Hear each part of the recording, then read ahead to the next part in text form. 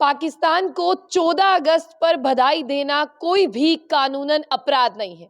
यानी पाकिस्तानियों को अगर आप उनके 14 अगस्त इंडिपेंडेंस डे पर उनको मुबारकबाद देते हैं तो किसी भी तरह का आपने कोई भी अपराध नहीं किया। ऐसा मैं नहीं कह रही हूं, ऐसा सुप्रीम कोर्ट की जजमेंट कह रही है। ये जजमेंट मैं आपके सामने रखती हूं और हो सकता है कि आने वाले समय में अगर आपके केसेस भी इसी तरह में फॉल करते हैं तो इस जजमेंट का आपको भी फायदा हो सकता है। एक प्रोफेसर हैं जो जम्मू कश्मीर के हैं, लेकिन बतौर जो उनकी ड्यूटी है वो महाराष्ट्र में है। वो एक स्टेटस अपलोड करते हैं व्हाट्सएप पर, जिसमें आर्टिकल 370 की अगर मैं बात करूं उसका भी जिक्र होता है और पाकिस्तानियों का, यानी जिस दिन पाकिस्तान आजाद हुआ था 14 अगस्त की बात करें, उस दिन मुबारकबाद दी जाती है। लेकिन वो प्रोफेसर जो है व्हाट्सएप ग्रुप्स का हिस्सा रहते हैं, कुछ टीचर्स, कुछ स्टूडेंट्स, कुछ पेरेंट्स भी जो है उनके इस व्हाट्सएप स्टेटस को चेक करते हैं।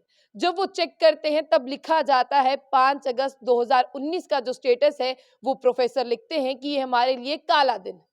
दूसरा स्टेटस उनका निकल कर आता है कि 14 अगस्त यानी जो पाकिस्तान का इंडिपेंडेंस डे, जिस दिन पाकिस्तान को आज़ादी मिली थी, वो कहते हैं कि तमाम पाकिस्तान के लोगों को 14 अगस्त की हार्दिक शुभकामनाएं, यानी आज वो स्वतंत्र हुए उसके बारे में शुभकामनाएं देते हैं, बेस्ट विशेस देते हैं।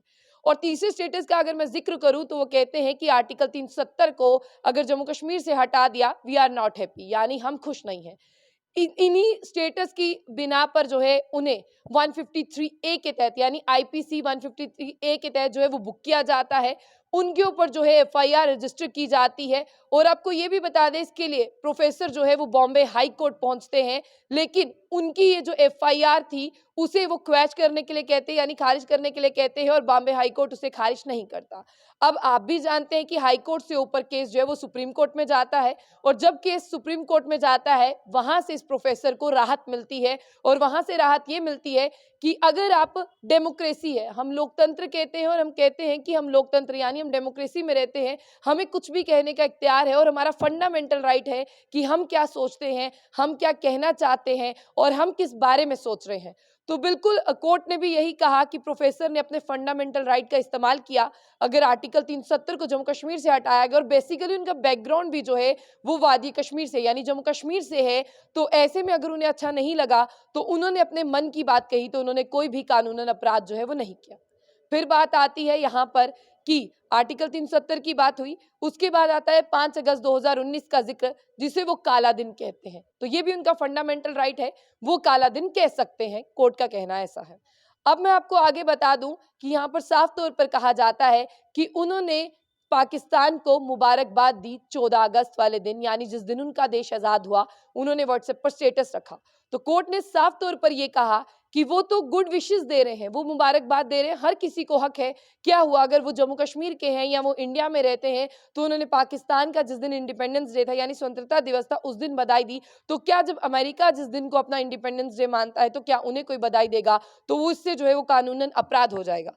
आगे मैं आपको ये भी बता दूं कि साफ तौर पर कि कहा गया है कि पुलिस को शिक्षित होना होगा, यानी पुलिस जो बनती है, यानी पुलिस के जितने भी अगर हम बात करते हैं ऑफिसर हैं, वो अगर किसी रैंक पर आते हैं वो बहुत पढ़ लिख कर आते हैं, लेकिन फिर भी सुप्रीम कोर्ट ने अपनी जजमेंट में कहा कि पुलिस वालों को पढ़ लेना चाहिए। डिग्रियां अपने पास रखने से या कागज का टुकड़ा पास रखने से वो पढ़े लिखे नहीं दर्शाते, क्योंकि पढ़ा लिखा इंसान वही है जिन्हें अपने राइट्स के बारे में, अपने कॉन्स्टिट्यूशन के बारे में पता होगा। तो पुलिस को भी थोड़ा सा एडुकेट हो जाना चाहिए कि उन्हें क्या सब चीजें जो है वो करनी है। अब मैं आपको यहाँ पर बता दूं कि उनके ऊपर जो मामला दर्ज किया गया था वो था अंडर सेक्शन 153 ए आईपीसी के तहत। और प्रोफेसर जो है वो महाराष्ट्र में जो है वो काम करते थे कॉलेज में, यानी वो प्रोफेसर थे।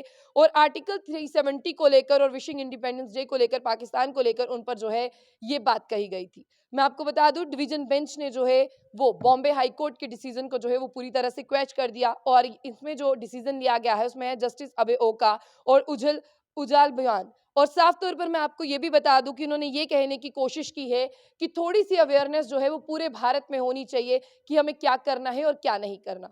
क्योंकि इससे पहले भी अगर मैं साल 2023 की बात करूं, यही प्रोफेसर जो है अपना केस लेकर पहुंचे थे बॉम्बे हाई कोर्ट में, जहां पर उनके ऊपर लगी एफआईआर को वो चाहते थे क्वैश कर दिया जाए, लेकिन नहीं हो पाई।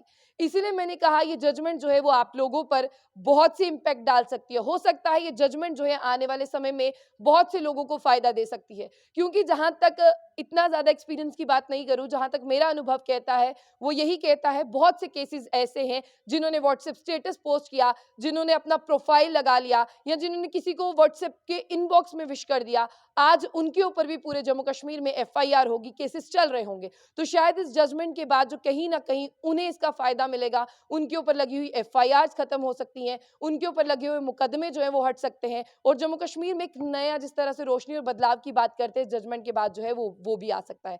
तो ये फैसला मेरा नहीं, मैंने आपको पढ़कर सुनाया, ये सुप्रीम कोर्ट की जजमेंट आई है और ये जजमेंट आप किस तरह से देखते हैं आपको ज़रूर बताना, क्योंकि जजमेंट बहुत खूबसूरत है और आई होप आपको ये खूबसूरत सी जजमेंट बहुत अच्छे से समझ आई होगी।